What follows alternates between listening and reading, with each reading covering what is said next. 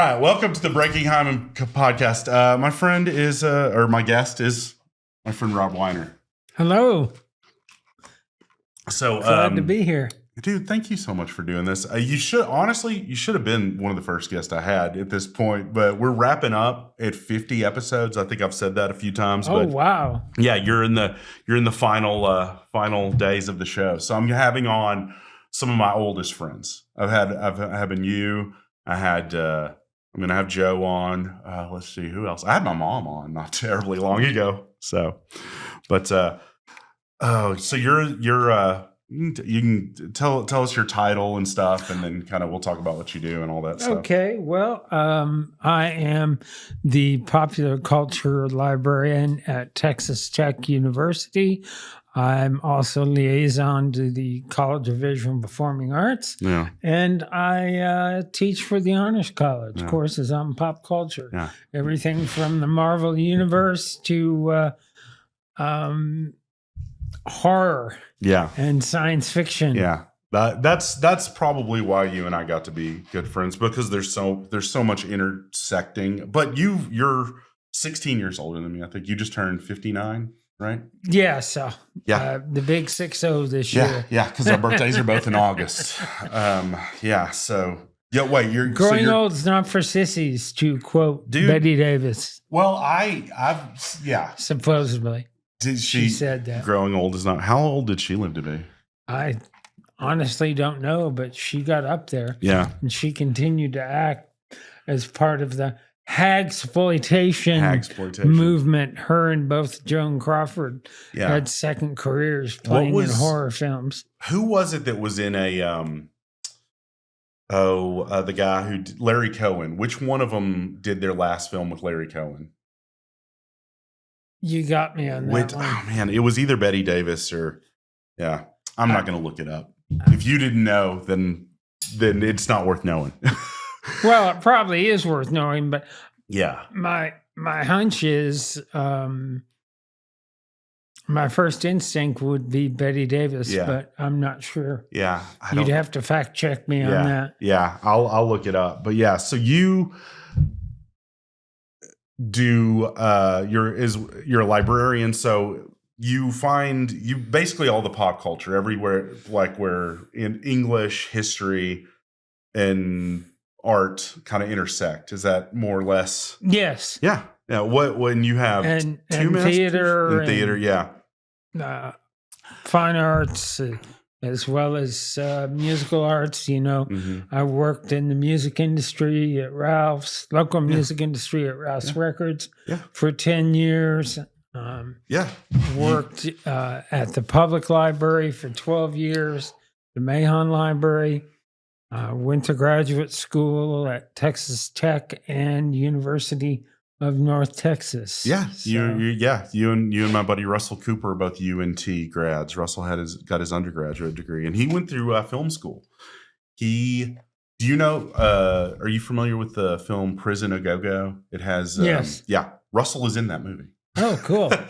He was showing me and Kimmy the trailer last night. We did comedy in Midland, and we were hanging out. I made us all dinner, and he's put on the trailer on YouTube, and there's a scene where he's picking his nose. He's got these big lamb chops. I'm like, holy shit, that's Russell Cooper. But I was in a feature film. I know. I've seen it. I played a hitman obsessed with the Book of Mormon. So. Remind me, I'm trying to the spontaneous human combustion. Yes, spontaneous human combustion. The trailer's out on YouTube, but you'll have to contact the director if you actually want to see it. Yeah, and who was the director on that one? Zach Quinones. And then there's an actor named Daniel Ballard that was in that movie as well, right? Yes, Daniel Ballard, who is out in Hollywood, as well as what's her name? She was in a movie with Doug Bradley, an exorcism movie. Kayla Fields. Oh, okay. Yeah. I've seen that movie in its entirety. She's actually, made a pretty good career out of being a C movie actress. Really? Yeah. So we've been in some movies, at least one movie together. Short film. the film Graduate. Yeah, that was fun. Yeah. have gotten more into acting since then, and I'm probably a better actor than I was back then. I think you've always been a good actor, though. So my wife tells me Is she? Yeah. that I'm a good actor. Does Lulu do any kind of acting or performing or anything? No. She doesn't seem like that had the personality for that. No, Yeah. although she can play a little bit of a guitar. Oh, dang! I'll have to. Yeah. I'll have to bring my guitar. I actually have. I should have brought it. I'll show it to you after we're done. It's in the car. Hopefully, no one breaks in and steals my guitar while we're filming. But Yeah, that would be a very bad thing. yeah, no, seriously. Yeah, I'm going to go to Guitar Center after this. I want to get a case for it. And yeah, we're doing the open jam tonight. Oh, it's O-Bar. Some night you'll have to drink a bunch of coffee and come out because it doesn't start till like 10:30. But usually John Sprott drops in, and it's a lot of fun. But Well, John Sprott is one of Lubbock's best kept secrets. oh yeah, no kidding. one I've of got the vinyl of the Nelsons record. Oh, do you really? Yeah, I found it on Discogs. I'm gonna have him sign it at some point. I have it set out so I can take it with me. You I just should. forget. That's a hard record to find. Yeah. No, I want because I mean, he's one of the surviving members of the band because Donnie Nelson's no longer with us. So No, unfortunately, and such a great talent too. What are Donnie some of your favorite artists to come out of Lubbock? Because I know you know them all. Well, of course, Tommy Hancock, Yeah. who I interviewed and spent a lot of time with. I've written about Lubbock music and have been in the documentary Lubbock Lights, where I was kind of talking out my rear end half the time. But There's probably a copy of that available at the Lubbock Library, right? Public Library. I would imagine. Yeah, I hope so. Because it's know not. it's at the Tech Library. It's not on streaming. It's not. You have to pay for it or buy the DVD or something. But Yeah, you can get it from the DVD's library. out of print, Yeah. and there were copies that were circulating on YouTube, but they were taken down right. because of copyright. And I mean, that's the director should get money or credit or something, at least when that is the case. I mean, I wish you'd make it available publicly, but yeah, it's just one of those things that rights issues and stuff. But well, Tommy Hancock, of course, the late guy. Great Joe Ely. Oh, yeah. It is Holy criminal. crap, yeah, he just died the other day. Joe Ely never made it as big Oh, I know, man. as he should have. You Yeah. know, he opened for the Stones. He played with the Clash. Great singer-songwriter. Cool Rockin' Loretta, and Yeah. Me and Billy the Kid should have been hits Yeah. right out the window. Yeah. And he should have been, a much bigger star. And even Springsteen said that Ely, they were very good friends. He should have been a bigger star if there was any justice in the world. I certainly do also like Butch Hancock. I think his songwriting, along with Jim Dale Gilmore's, the Flatlanders. and the Flatlanders, who I've seen about 5 times. Damn. And Ely probably close to 10 times, going back to the 80s. And Jimmy Dale Gilmore's still alive, right? yes, so is Butch. Yeah. Okay, I thought so. But Joe's health wasn't very good the last couple of years. I also have to give a plug. Yeah. And I'm quoted on Lubbock's Wikipedia page. Oh, okay. About the legendary Stardust Cowboy. Oh, yeah. No, you've told me a lot about that guy. Who is unlike anything else on earth. If you can listen to his music, God bless you. Yeah, and he's an influence on Bowie, right? Very much so. In fact, Ziggy Stardust was named after that. He had a minor hit with a song called Paralyzed, which had T-Bone Burnett on drums. Oh, damn, really? And producer. And it's Must have been young. basically him screaming the whole time. He was on Laugh-In. You can see the clip on YouTube. And really? You can tell the folks on Laugh-In didn't know what to make of him. Yeah. He's one of the most unique artists to come out of Lubbock and definitely deserves to be on the Walk of Fame. What was his real name? Norman Carl Odom. Okay. Yeah. Yeah. That's, and I'm trying to think of you've talked a lot there. Anything related to Lubbock, you're usually an authority on. You're quoted in documentaries or people from Lubbock. I mean, you're in me and Russell were listening to we were also listening to the Stones on the way, and isn't I'm trying to remember every night's a Saturday night. The Bobby Keys story. Yes, Bobby Keys. Yes, I was trying to think of the name Bobby documentary. Keys. Yeah, you're in that documentary. The same documentary with Keith Richards, Charlie Watson, Ron Wood. So I think that's pretty darn cool. Yeah, you're in the same movie as Keith Richards, right? Yeah, that's insane. I love that. And that's but and Bobby Keys was from Slayton, right? From Slayton, Texas. But that's Lubbock. I mean, it's the Lubbock area. And according to rumor, the Stones offered to play here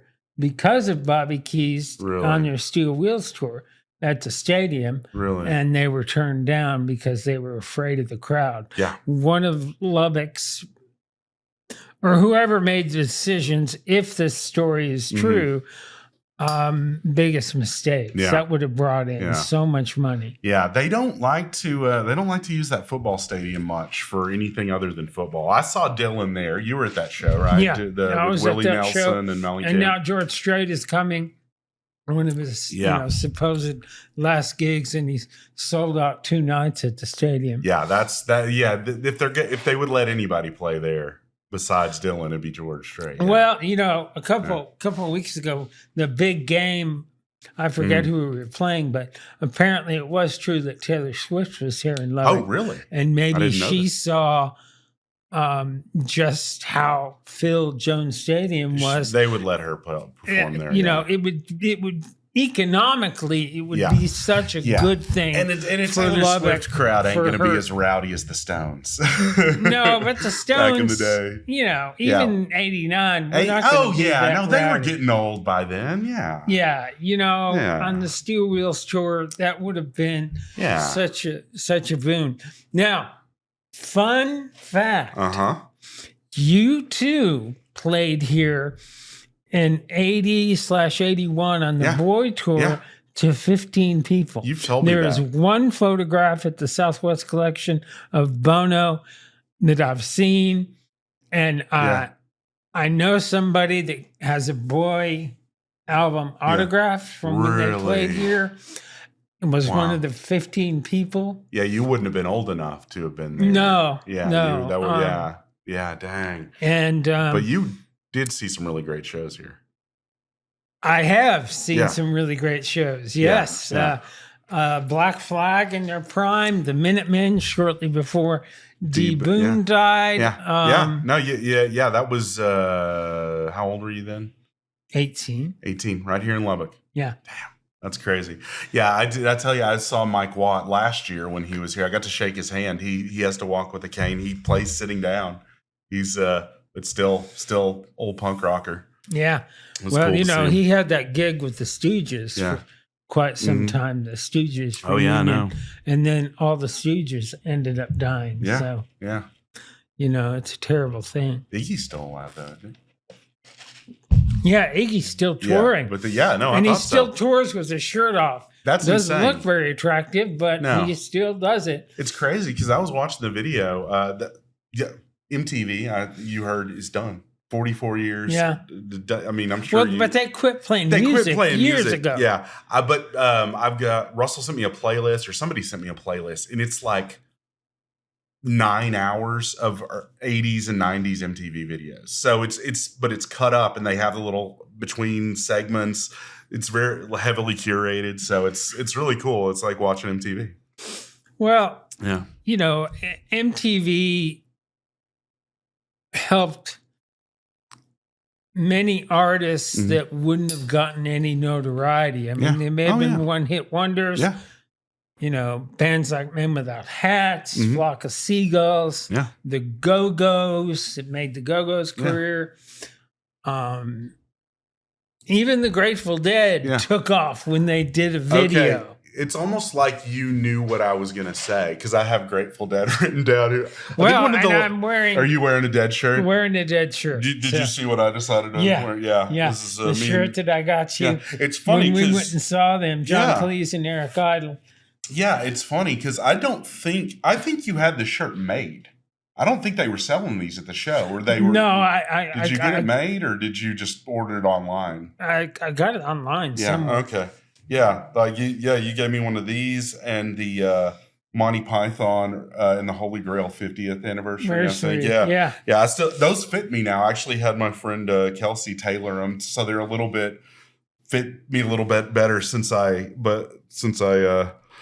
lost all the weight. But yeah. Yeah, so was the last time we hung out when we went to that Dead show? I'm trying to remember. Easy Jim. Yeah, Easy Jim. Yeah. I was trying to remember the name Bob of it. Weir just died, unfortunately. I know. I texted you as soon as I saw. I was like, oh, I was at the gym, and I texted you. Yeah, that was painful. Yeah, I know. And how many times had you seen them, like in different iterations? I know it's. Well, the Grateful Dead proper, I saw 17 times in 5 different states, which really isn't that much compared to some Deadheads I know. And then offshoot bands. Let's see. In Dead and Company, I saw once. Yeah. I saw The Dead with Joan Osborne. Oh, wow. I didn't know they did that. In 03. That's and cool. Then Phil Lesh and Friends and Rat Dog. Rat Dog, yeah. I've seen them live as well. Yeah, I remember watching me and my buddy Bryce, who I hope to have on the podcast. I've known him since I was in college, but we were watching VH1 Classic one night. We left the bar. We were pretty drunk, and there was a Rat Dog video on. I think they were playing live in the studio. And just like their enthusiasm is so evident. It is like this style of music hasn't been popular in a while, but it's clear like there's still young guys in the band. It's like, yeah, shit's turning it around. We're gonna be big again. And it was true. Like the Dead and Company, when John Mayer was playing with them, stadiums, yeah, and shit did turn around. Well, and the whole jam band thing is huge. Bands like Goose are really causing a stir. Yeah, I saw the first time I went to Red Rocks. I saw My Morning Jacket, and they're kind of in that jam band. Yeah, My Morning Jacket. We're great light show. Them. Yeah. I'm not fully into that as much as you are, but I do enjoy elements and aspects of it. Well, for me, it's mainly Grateful Dead. And I know. Yeah.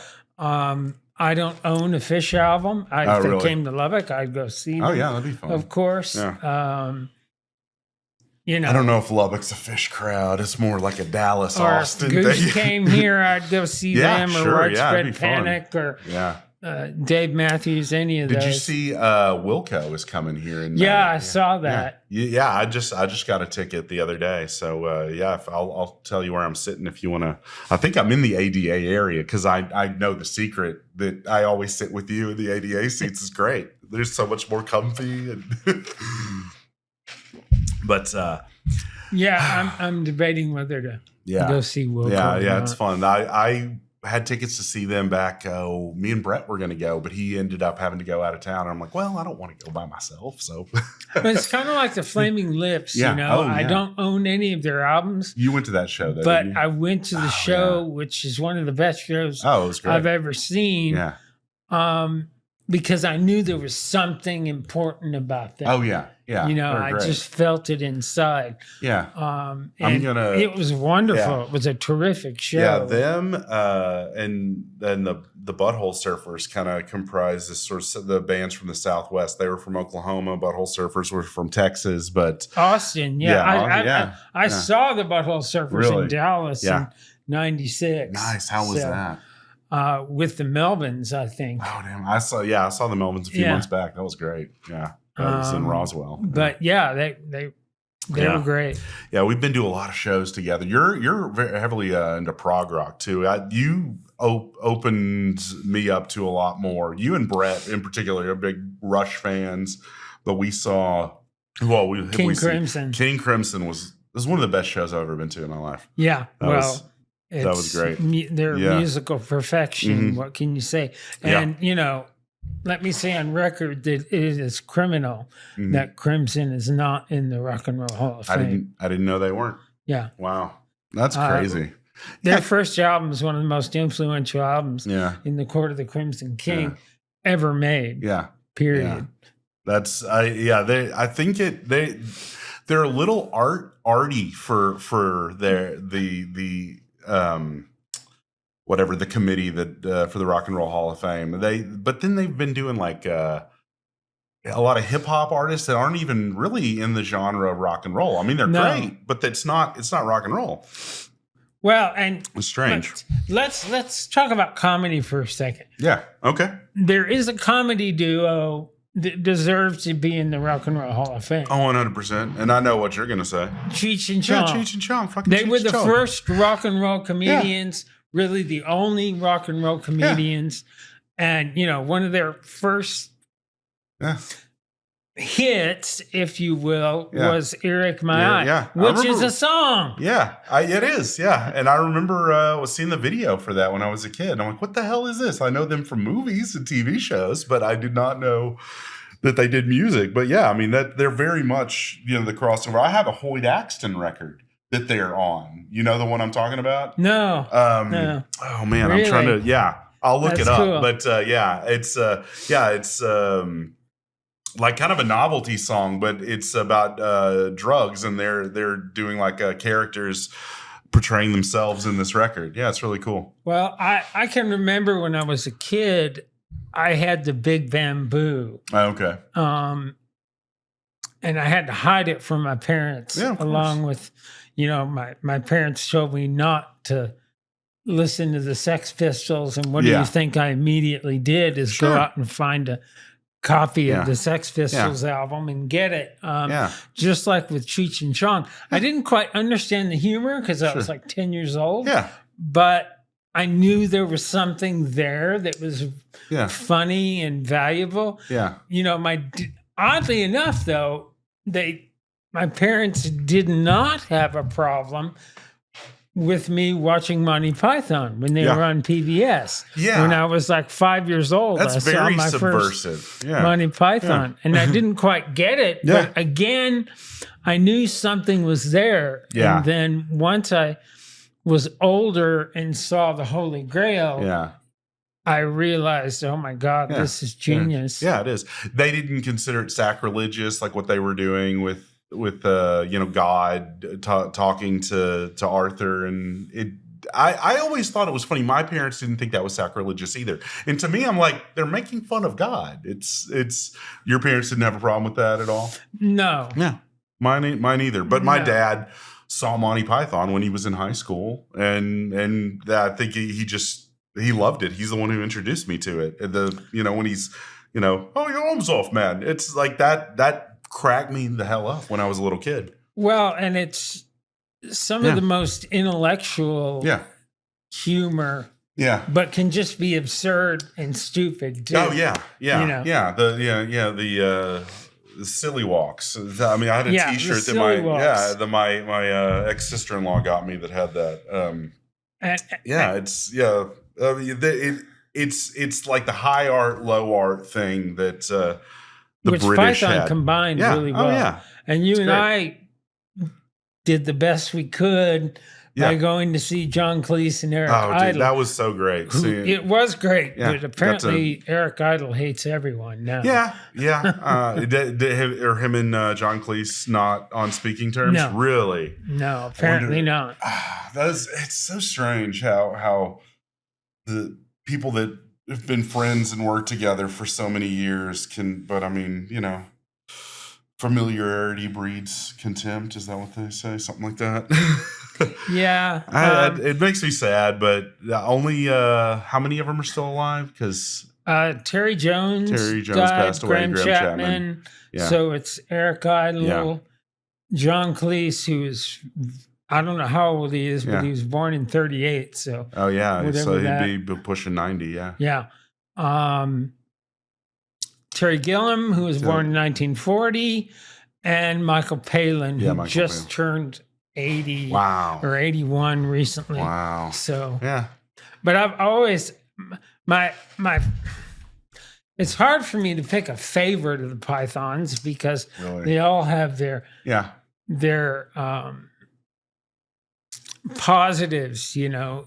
I think in terms of who I would have the easiest time talking to and hanging out with, I feel like Michael Palin would be the coolest because he had the travel shows and I'm interested in that kind of stuff. So he'd be a good guy to talk with. I don't know if the other ones seem like they'd be a little cantankerous or weird. I don't know. I've always, you know, when I was young, I really liked Eric Idle a whole lot. Oh yeah.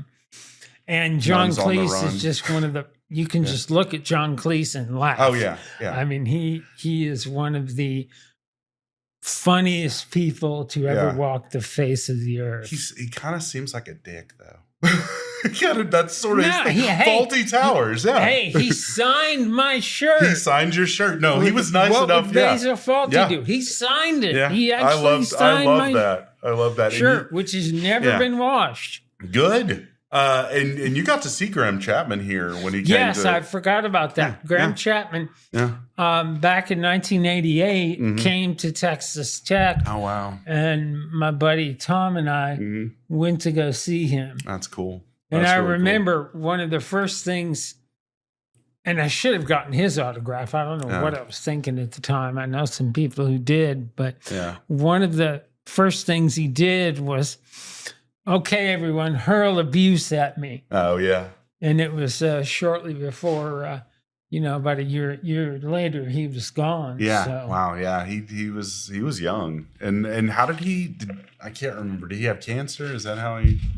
I think so. Yeah. Yeah. That's sad. But Something like that. And I mean, it's funny that he was the title character in both Life of Brian and Holy Grail. And Holy Grail. Yeah. So I love him. I don't know.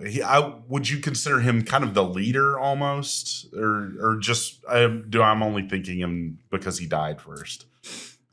So there wasn't really a leader per se. No, I would say there wasn't a leader per se, but I would Yeah. say that Terry Jones kind of was the one who kept the glue. Yeah. And which Together. one of them directed Holy Grail? Terry Jones That's what I thought, and yeah. Terry Gilliam Yeah, that's together. what I thought. And then Terry Gilliam went on to be an amazing filmmaker. Yes. Oh, yeah. I'm trying to remember what's the last film he did. Was it the The Don Quixote yeah. one Yeah, he is the does one not I make can think. movies that often.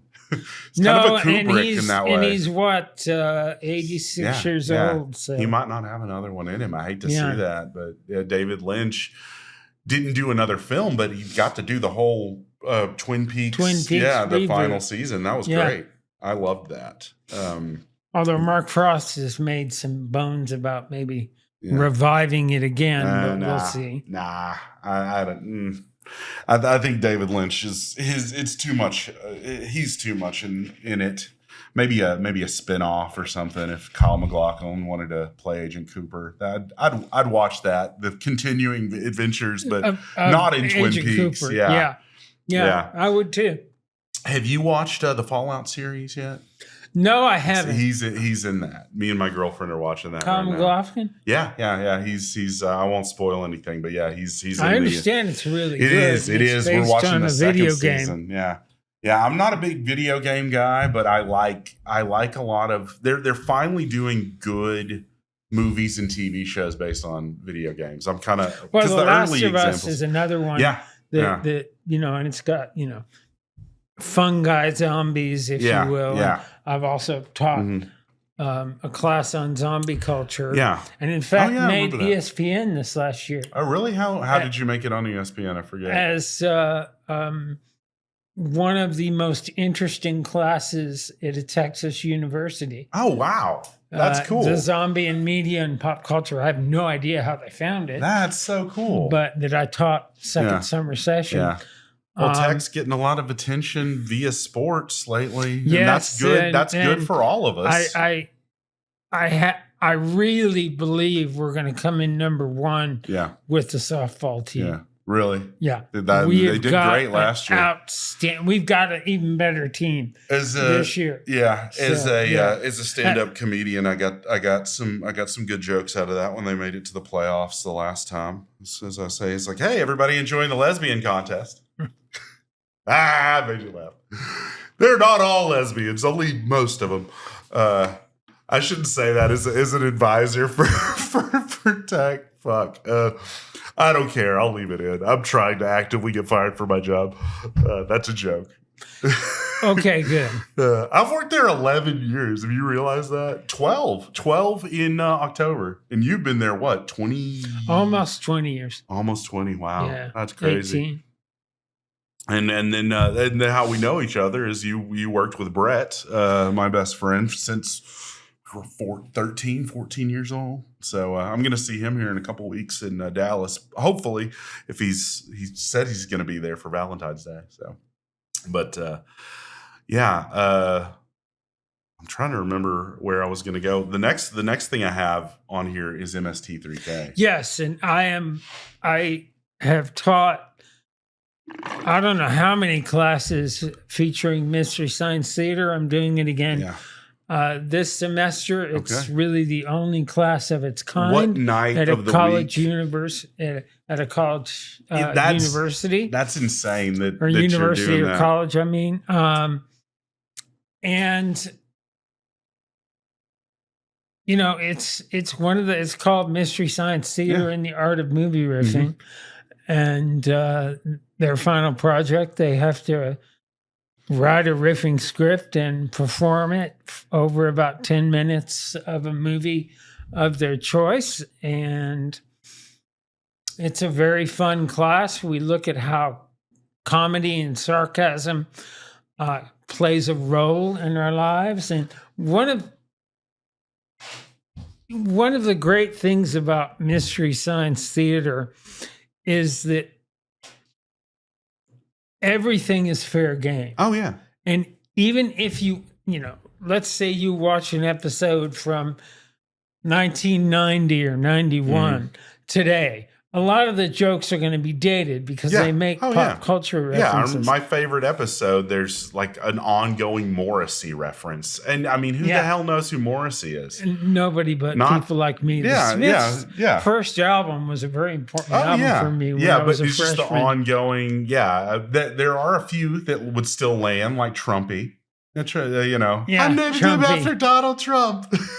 Well, Trumpy, But yeah, I get it. But then they revived the series. Yeah, they revived the series, but when they tried to go for a crowdfunded 14th season, it didn't happen. Yeah. So I don't know what the deal was, why that didn't happen. I hope that they can revive it again. I think there's a need for this kind of humor.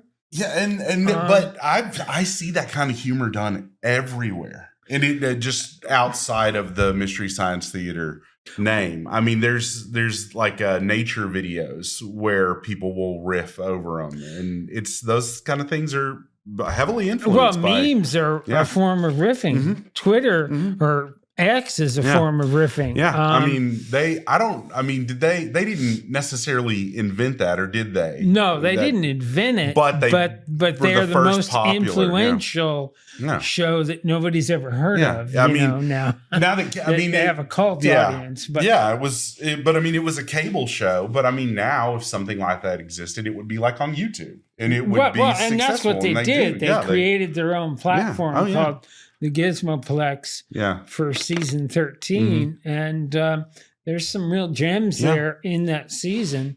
And I mean, there's still, the offshoots, the Riff Tracks guys that the Mads. And we've gotten to go see them live. Yes. Or at the theater with the Riff Tracks events. Those are so much fun.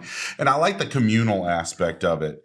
It would be fun to do something like that here in Lubbock and have a live riffing. I mean, me and my buddies, I sometimes will get stoned and just do that by myself. I was watching one of those Planet Earth documentaries. I'm like, oh, look at this squirrel here. Whatever. It would be so easy and so fun to do. Well, and one of the things I think one could argue, even though South Park does the same thing, where nothing is off limits. Yeah. And, Mystery Science Theater does the same thing, but they're a lot more tasteful. They definitely skewed towards the not family friendly, but they were very PG-13. Very PG-13. Yeah. And a lot back in the day of when they were on Comedy Central, a lot of kids watch the show. A lot of young watched kids it in the middle of the day because it was a puppet show. Yeah, essentially, basically. yeah. And there were some sketch comedy and stuff that were definitely a little bit more risque, like Kids in the Hall, that I enjoyed. But yeah, a lot of it, like Kids in the Hall is great. Oh yeah, that one's amazing. Mr. Show. All of those. You actually have had me guest lecture on one of your. Was it the Monty Python class? I forget. And then there was one where you had me do stand up, which I wrong audience, wrong time. I was not. I could do it now, but I was a little too green. I think I've been doing it a few months, and I ate shit for a bunch of college kids. When college kids are drunk, they make a great audience, but I don't think the kids in your classes are the type to go to the bars. They definitely don't seem it. No. Yeah, you teach for the honors college, so these are the good kids, the best of the best. Yeah, they're great. And theoretically, anyway. Yeah, I always try and encourage them to take your classes, but a lot of my kids that are honors college, they're biology, so their interest doesn't always intersect with what you're teaching. But with the pop cult stuff, I'm sure I've had a few that have taken the classes, but yeah. So my classes always get full. Yeah, I mean, I love that the students are still showing interest in the things that you're teaching.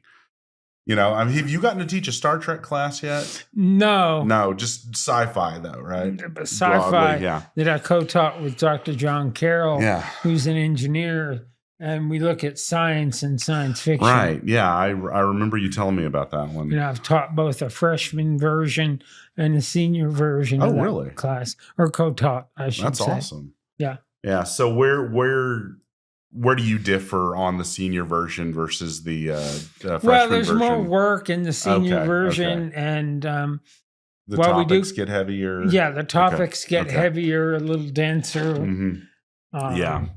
Yeah.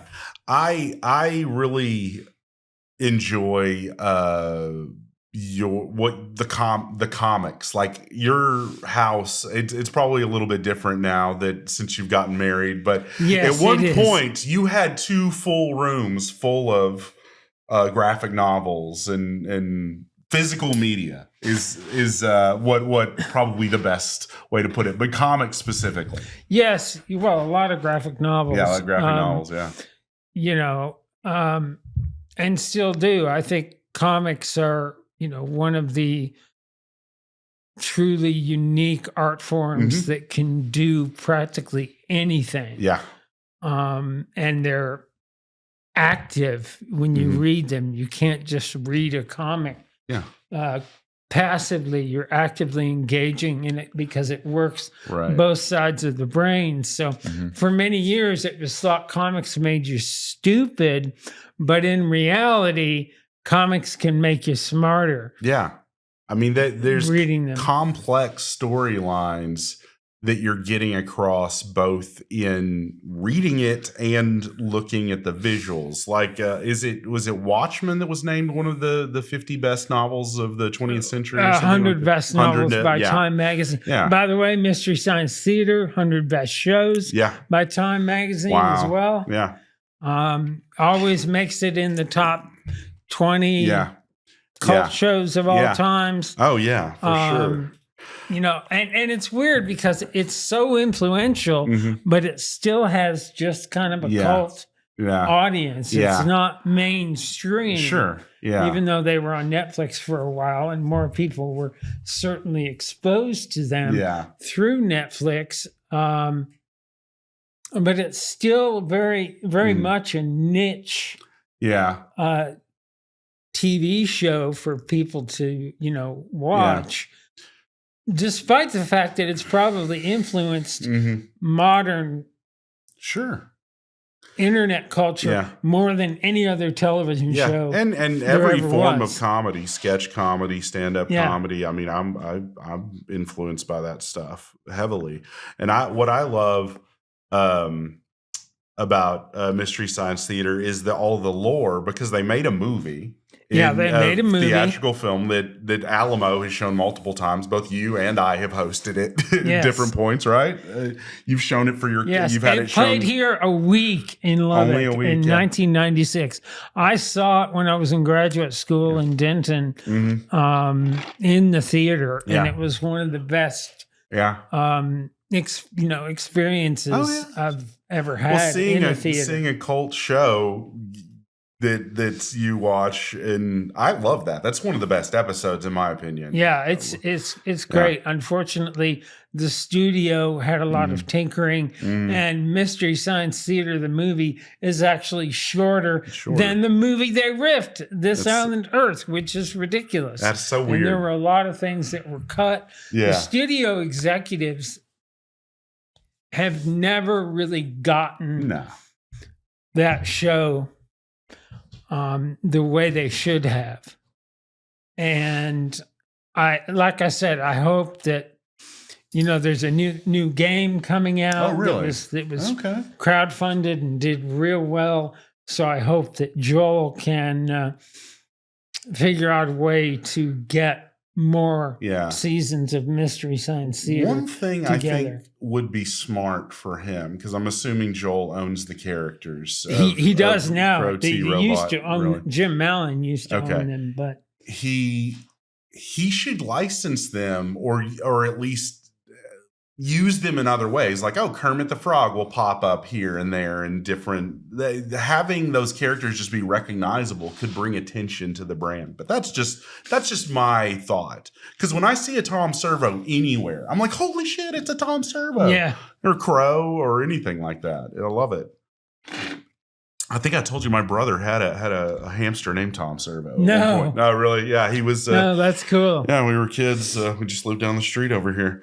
So I had James Bond written down. You've taught at least once. You've gotten two times. You've gotten to teach the James Bond class twice. That's cool. And I plan on doing it again as soon as there's a new movie. But maybe I'll do it without the movie. I don't know. Is there gonna? Daniel Craig's not doing another one, right? No. Yeah, that's what I thought. Daniel Craig. He's done.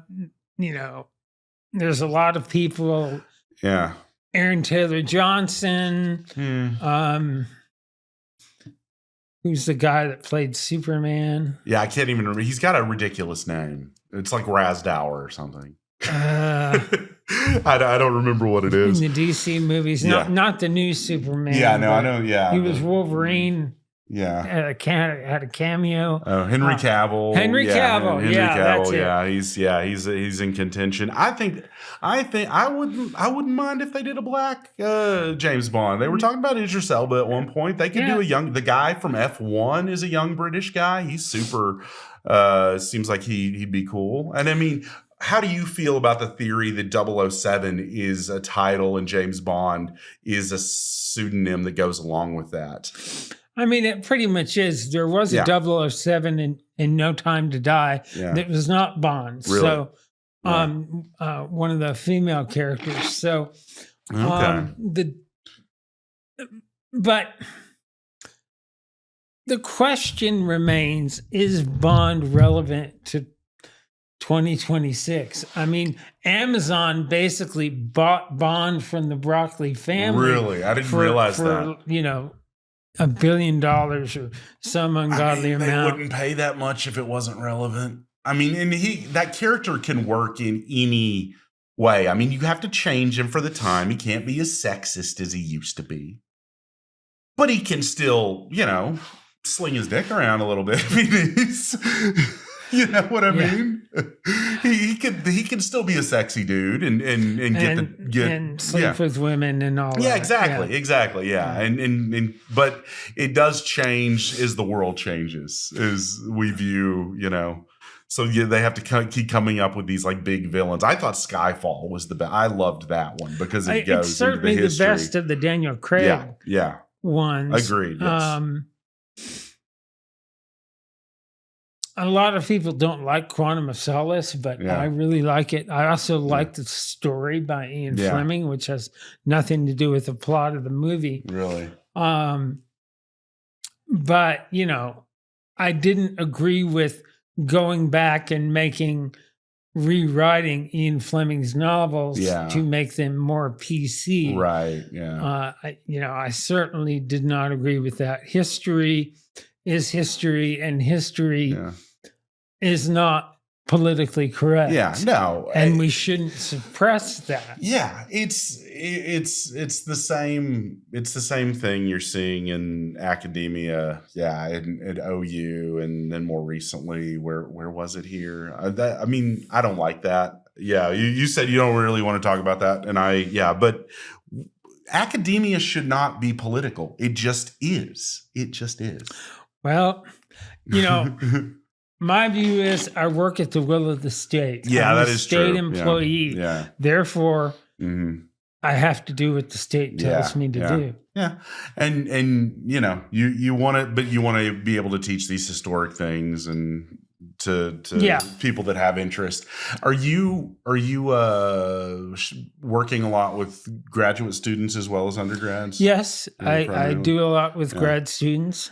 So what kind of, you don't have to give any specifics, but what type of projects are you helping them with? I'm just curious. Well, I never really asked you about that. There was one graduate student in art that was also interested in comics who I helped sort of shepherd along. He ended up going to Comic-Con and working at a Comic-Con and sent me a real nice note. Okay. He was from the Philippines. Okay. A real nice note when he left and got his PhD. So all I want to do is make a positive difference in people's lives, in student lives, in faculty's lives, and help shepherd good citizens throughout my classes, where they come away with some transferable skills that they, even though it's pop culture type topics, but skills that they can use in the real world when they get out of college, because college is not necessarily the real world. Yeah, it's not, and it's me and one of my friends were talking about. A college degree is a great thing to have, but it doesn't guarantee you for success in the same way it did 40 years ago. No, 25, 30. It doesn't. And with the advent of AI, who knows? No, that's one thing that gets me riled up a lot is how AI has infected academia when it comes to everything, grading and when students write things and not understanding why they shouldn't utilize it so much. It's like, this isn't going to help you learn. We have to learn using our own brains and reading and repetition and that's the thing. I have a pretty good reputation of having reading intensive classes. Good. And I still get slammed for it, but even though it says in the course description, reading intensive, reading is good for you. Yeah. Reading helps your mind go places that movies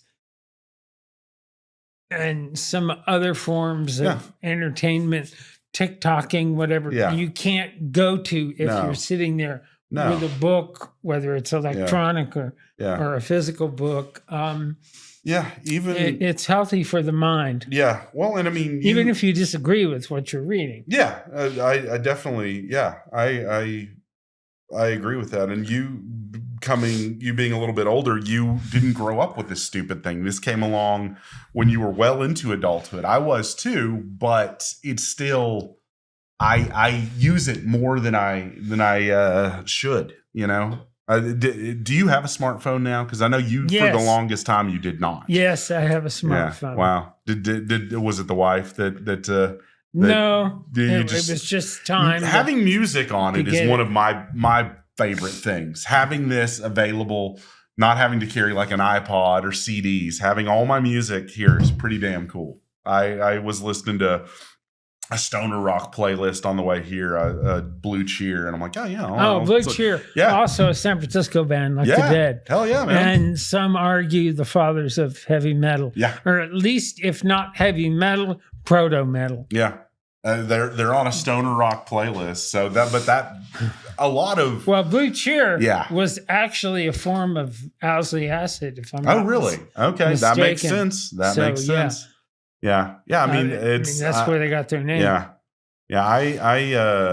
I've been playing music lately, and that's whole stoner rock and a little bit of punk rock where that intersects, like Queens of the Stone Age and bands like that is what I really enjoy. But do you listen to any newer music? Are there any new bands you write? I like Sleep Token. Oh, okay. Yeah. I know them. They're cool. Sleep Token I think it's just one guy really is probably the biggest band.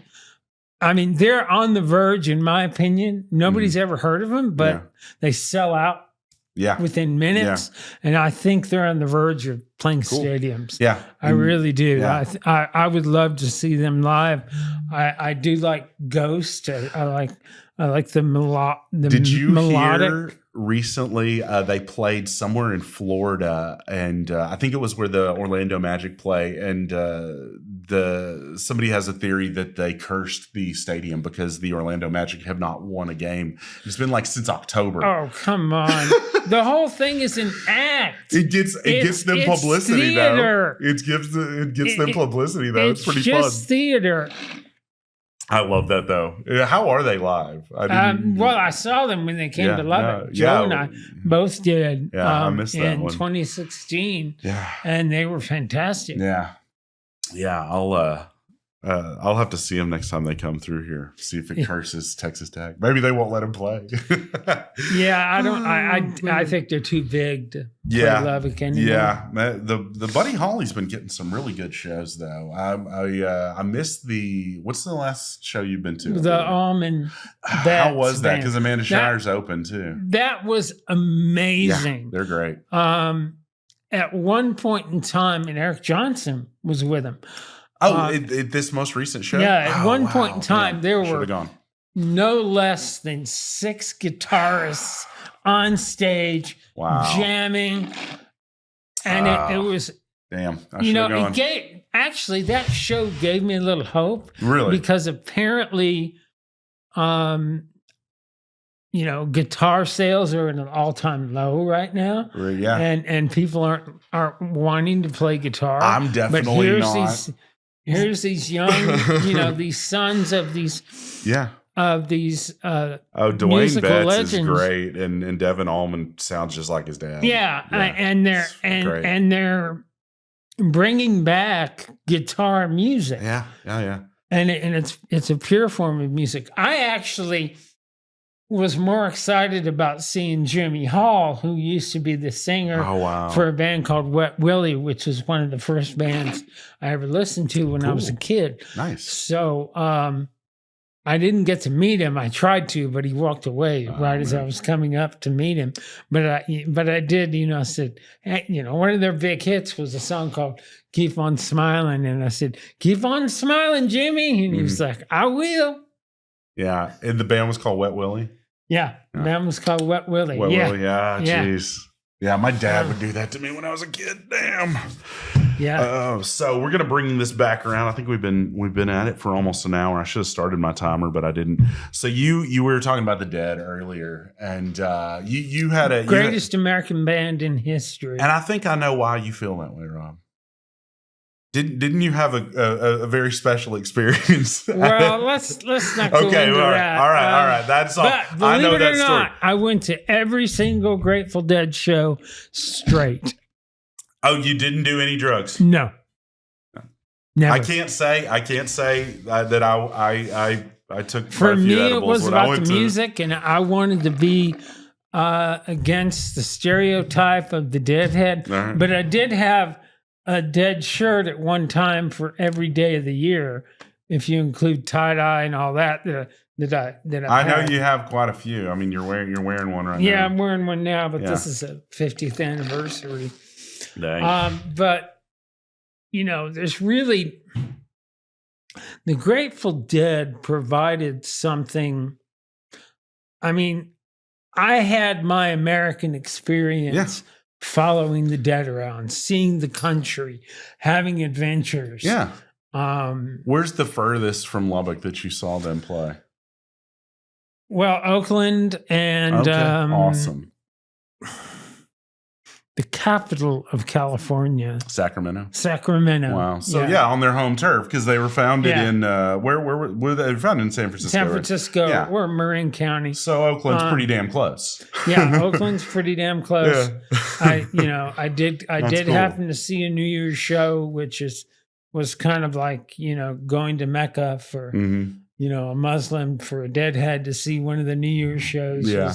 Was really kind of a big deal, and I did manage to do that in 1990. Oh wow, that's awesome. So I'm going to wrap this up with one of the weirdest things that in my opinion, because you've written a lot of books, I have quite a few of them. 18, in fact. Jeez, that's crazy.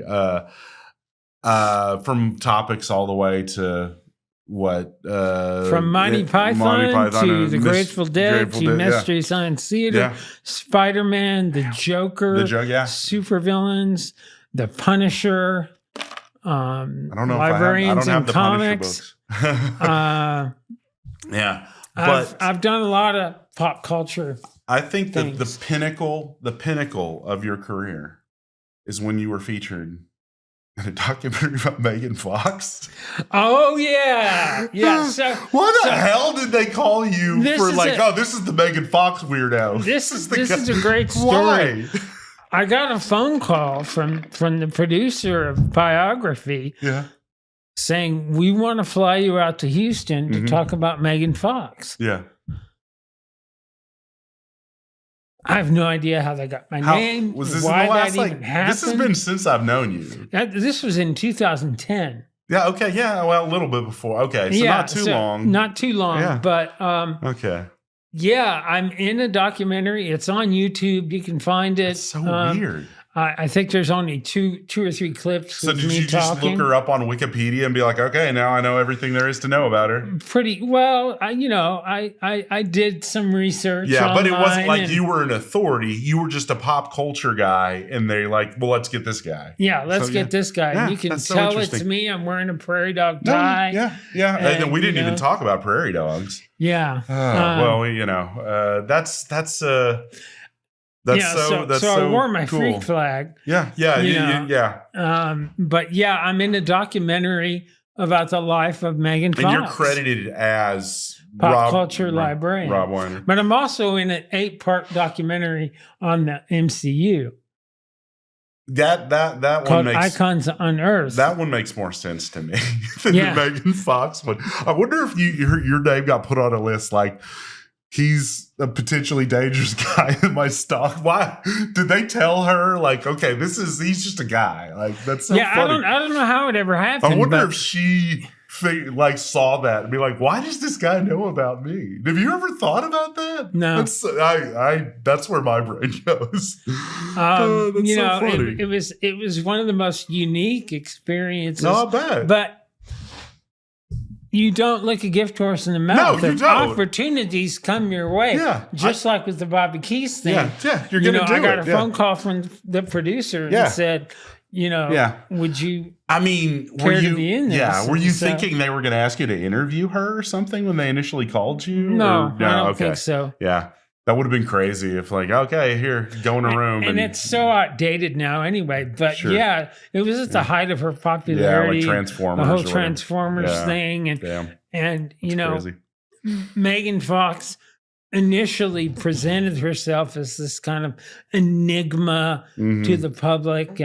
And now, what's really interesting to me is that when I was interviewed, Jennifer's Body had just come out, and it was, panned by a lot of people, and now it has a huge audience. Yeah, it's like it's it's actually feminist a very good horror movie. Yeah, it's, it actually is a good horror movie. I enjoy it. It's I think it's better than Juno, and of the two big movies Diablo Cody wrote. Cody wrote. Yeah. I haven't gone back and rewatched Juno because it just seems kind of cringy to me now. Yeah, like I like J.K. Simmons a lot as the dad, but that one hasn't aged well. A lot of movies don't. But Jennifer's Body has aged sort really of well. the second life. That people are rediscovering. Yeah, horror films. I love horror. You've introduced me to a lot of horror. Yeah, I teach a class on horror. Really? I bet you that's a popular one. It's one that I do every spring, and it always fills. And it's a combination of horror and true crime. Okay, cool. So we look at real life horror alongside fictional horror. Do you talk about any true crime that happened in Lubbock?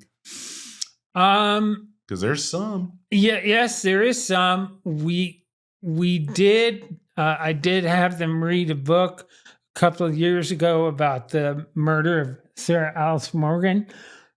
Which happened in the science building. Yeah, I just saw a post about it on Facebook the other day. It was like Lubbock history something. And they didn't like the book, so students. I'm sure it was maybe hit a little too close to home. Yeah. A little too close to home. Well, I was trying to relate to them, something that they could relate to, but it didn't go over well. So it's pretty disturbing. I'm not using it again. Yeah, those sensationalized murders, like the Joanna Rogers thing, like that might be a little bit more in their wheelhouse. Because there's an episode of Investigation Discovery or something about that case, the guy who killed both her and.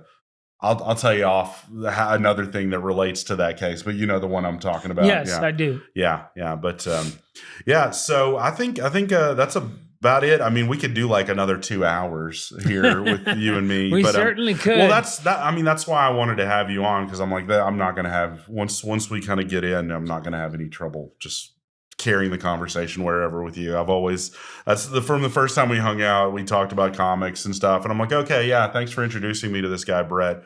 We're good from here. And then he left Lubbock like a year later, and then me and you have been hanging out ever since. Going to shows and stuff. But and you've introduced me to. We've been to a lot of shows together. Yeah, me, you, and Joe will have to find something local here or something. I'm going to see Clutch, Corrosion Conformity, and JD Pincus from the Butthole Surfers in April in Midland. So that might be a fun one to go. It's on a Tuesday night though, which is weird. So, but hey man, thanks for coming on, and sure. We'll have to get together off camera sometime. But thanks for watching the Breaking Hyman podcast. And if you're a Texas Tech student in the Honors College, take his classes. They're great. Thanks everybody.